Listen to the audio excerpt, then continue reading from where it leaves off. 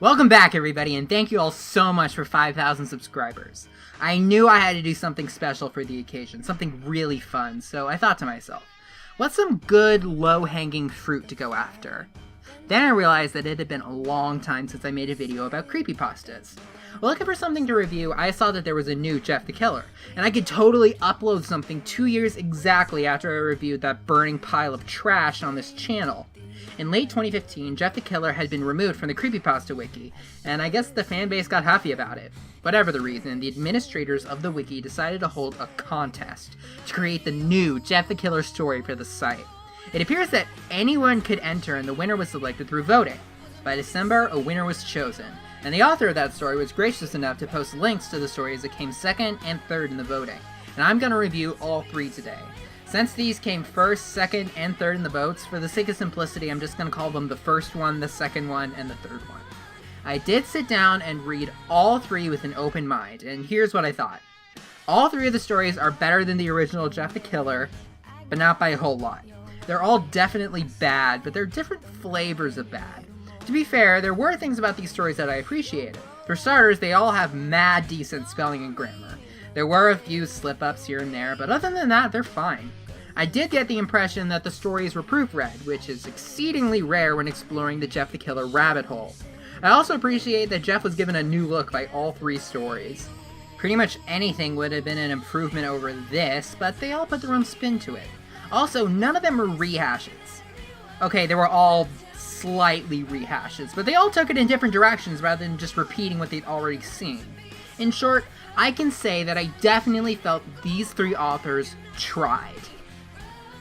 Now let's go into detail about how each one failed. The third one is definitely the least bad out of the three. This one is presented as a retired cop telling the story of a murder case he did many years prior on the force. A case about a multi-murderer named Jeff, which got a bunch of attention when he killed somebody from a very rich family. The cop is assigned to the case and mentions how much social clout the rich have in that city. Apparently, they have control not only over the police, but the courts as well. That one I don't really buy. Being able to act on the law and not being bribed or influenced by outside forces is pretty close to the exact job description of a court. Courts are also funded by the government, so it's not like they're gonna lose their budget. More than that, while the story doesn't outright say it, it gives off the impression that the aggrieved rich family will seek the death penalty. Jeff was 16 at the time of the murders, and there was a Supreme Court case in 2005 that said the death penalty can't be given to anybody under the age of 18. But even if this happened before then, this still sounds far-fetched to me. The police officer interviews Lou to create a psychological profile of Jeff. With a little bit of prodding, Lou tells him the whole story, which is more or less what happened in the original story, except less stupid.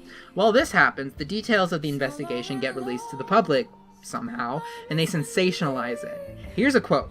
They started portraying Jeff as some sort of horror movie villain, crossing names off a list of people who'd hurt him to pursue his sick brand of justice. If that list existed, the people I knew to be on it were drying up, but that wasn't any relief. For all I knew, there were a million other people Lou didn't know about who Jeff thought deserved punishment. Keep that part in mind as we continue. This author also revamped Jeff's mutilation and made it considerably less asinine. In this story, the bullies pay back Jeff for stabbing by sneaking into his house, dumping gasoline on him, and lighting him on fire. They describe his face afterward as being heavily scarred, white, and with black around the eyes. I looked it up, and that does sound possible for really deep burns. Okay, I've had complaints so far, but on a whole, most of the story wasn't too bad. In fact, I would have been perfectly happy to just call it mediocre, except the ending totally ruined it. Throughout the story, the cop begins to sympathize with Jeff and feel sorry for him. That I understand. As was described, it was a very tragic situation. Still, murder is murder. However, when the cop sets up a sting operation to catch Jeff, and actually does catch Jeff, and Jeff appears prepared to go quietly, he lets him go. The justification the cop gives is exactly what you'd think it would be. He's young, he's just crazy, the victims were terrible, he was dealt a bad hand in life. That's not how Law and Order works. There isn't a tragic backstory that can justify murdering several people in cold blood. And it really blows my mind that it's a cop saying these things. This person, whose occupation is to uphold the law, is choosing to help a criminal who had murdered 4 people, has a history of violence, and is mentally unstable, escape. I would like to call back to this part of the story too. This never got any less true. Overall, it's the ending that really sunk the third story. Next up is the second one, which I think is the worst of the 3. I'd say the Creepypasta Wiki dodged a bullet, but the first story isn't much better. Anyway, I'm getting ahead of myself. The first thing I don't like about the second story is the writing style. It is just so flowery and descriptive for no reason. You might have even read a story like this, that really wordy, fanficky writing style. I think it just slows everything down. However, the descriptions aren't all annoying. Out of all these stories, this is the one that tries to flesh out Jeff the most. This is the closest I've ever seen to Jeff actually being a character. We hear how he feels, his little habits, his motivations. It's not much, but it's better than what we usually get, which is no character development at all. One notable difference is that in this story, Jeff and Lou's parents are divorced. Jeff lives with the mom, and Lou lives with the dad, who is an abusive alcoholic in this version. Jeff might not have to deal with that, but he does have to live with the bullies, and these bullies are the most stock standard bully stereotypes I've ever seen. They're hillbilly womanizers that have greasy hair and drink all the time. Keep in mind, they're supposed to be in high school, too. I thought the author of the original Jeff the Killer didn't try at all with the bullies, but these ones managed to be even worse. The personalities may be stock standard, but they do act a little bit more realistically than in the original story. Instead of breaking into a child's birthday party and waving guns around, they spread rumors about Jeff being a psycho after they see him walk out of the building where he goes to therapy. Apparently, just with this, they can get a majority of the kids in the school, or at least enough, to act uneasy around Jeff. Oh, and the school never does anything about it because stupid reasons. I guess it's better than no reasons, but not by a whole lot. By the way, real quick, this story unfortunately puts these 4 words in this order. It instantly killed all seriousness. It was pretty funny. The torment continues for a while, and it becomes clear that Jeff is being pushed to the breaking point. In this story, his life at school is the only thing left that he can look forward to, and this spiral down to insanity is one of the least forced I've seen in these types of stories. Even so, there is still one really stupid part. Randy gives Jeff a switchblade and tells him to kill himself. Why he would give a weapon to the person he's psychologically torturing is anybody's guess.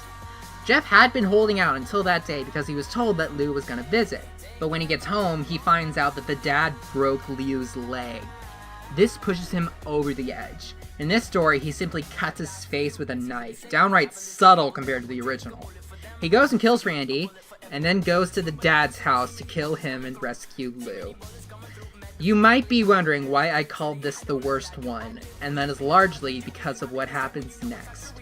It is so stupid and so vile that if you're squeamish, you should skip to this timestamp.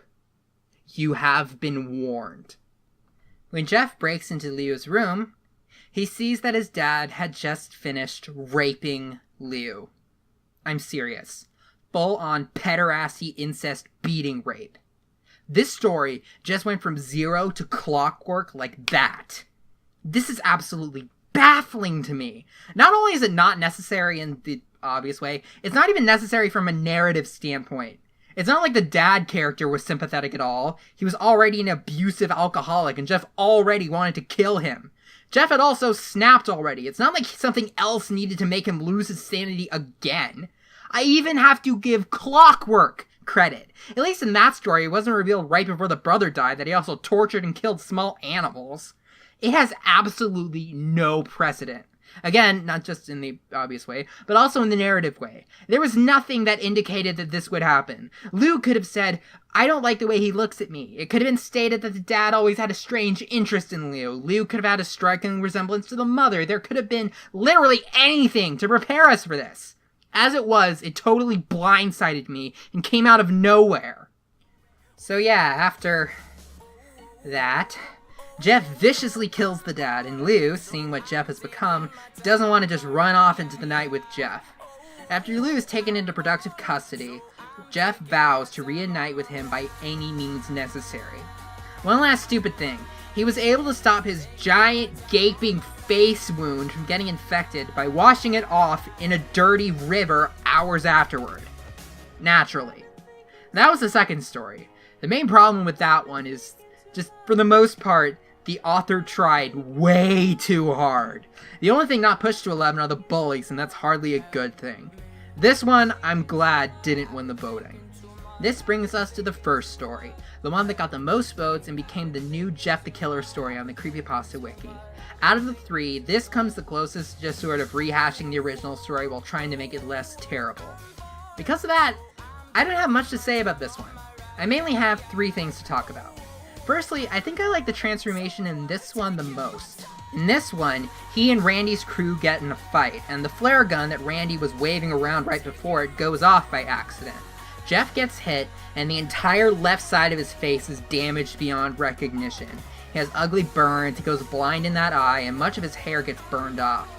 Kinda reminds me of Heather from Drawn to Life now that I think about it. Overall, this one is more realistic and works pretty well in the story. It is at the very least an improvement over this, that's for sure. The second thing is the parents. I didn't mention this in my original review, but the parents in the original Jeff the Killer are written almost as badly as the bullies. They're so uncaring, dismissive, and non-parental that it makes you wonder why they chose to have kids at all. This story does to their characters what the second story did to the bullies. Here, they are absolutely terrible, both as parents and as people in general. The mom especially. They literally don't care at all about the well-being of their children, mentally or physically. Leo got punched in the face, and their reaction was basically, yeah, but that doesn't affect us, so who cares? They sent Lou away to live with relatives after the fight between Jeff and the bullies, and the mom uses the prospect of Lou coming back as leverage in order to get Jeff to do stuff he doesn't want to do. When Jeff gets maimed, the mom legitimately discusses how having a disfigured son is going to be embarrassing for her. It's awful. I only started feeling things besides hate towards these characters when they got brutally murdered whilst pleading for mercy. The last thing is the way that the story describes the descent into madness. It is very melodramatic and oddly specific. It uses words like sweet, dark, savory, rich, and even syrupy at one point. Multiple times the story talks about Jeff sampling it and then later swimming in it. The imagery used turns going insane into diving into a bowl of chocolate syrup. It is extremely silly and has absolutely no dramatic impact at all. Once again, I really don't have much to say about the first story. To sum it up, it's mostly like the original, except less bad. The writing style is more polished, the events are made less stupid, and there is more of an effort to flesh out the characters and setting, but it's still a Jeff the Killer story. It's still bad. Reading these stories made me wonder if there was any way at all to make Jeff the Killer a good story. My conclusion is yes, but it wouldn't really be a Jeff the Killer story anymore. It just wouldn't have the same feel to it. That might just be really cynical, but considering that these were the three stories that the fanbase wanted and voted for speaks volumes to support that argument. Well, that was fun. Thanks for the 5,000 subs, and I'll see you guys later.